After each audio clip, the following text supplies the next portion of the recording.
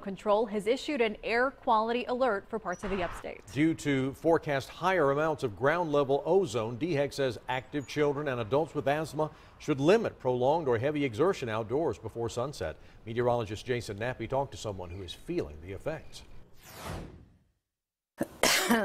Like an elephant sitting on my chest. That's what it feels like for Carol Foraker when she steps outside on a hot summer day in the upstate. Very good. Take a deep breath. But she says some days are worse than others. I have to take my inhaler with me if I go out so that I can breathe a little bit better. One allergist in Spartanburg says younger children are most at risk when temperatures soar. Because you cannot stop them. They want to go outside, they want to swim in the pool, and you just have to tell them to stay indoors because their lungs are still immature, they're still developing. Dr. Sarmiento says he worries about children the most. Any ground level ozone that could be irritating to their lungs could really have some long-term damage over time if they're continually exposed to high levels of ozone. The South Carolina Department for Health and Environmental Control forecasted a code orange air quality action day for Wednesday.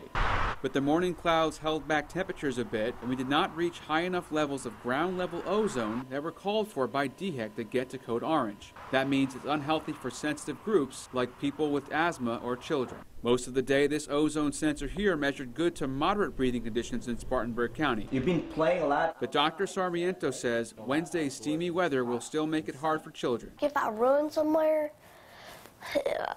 I'll start to kind of have breathing problems. Sarmiento recommends going to see your doctor if you have any issues. We have to avoid outdoors. Stay indoors as much as possible. Hey, turn on the air conditioners. Ozone data in Spartanburg County goes back to the 90s, where levels were high into the early 2000s. But over the last 10 years, air quality has improved significantly.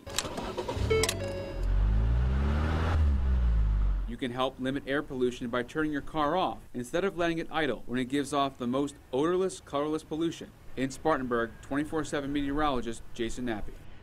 You can check the air quality index where you live anytime by going to our website, WSPA.com, and clicking this story.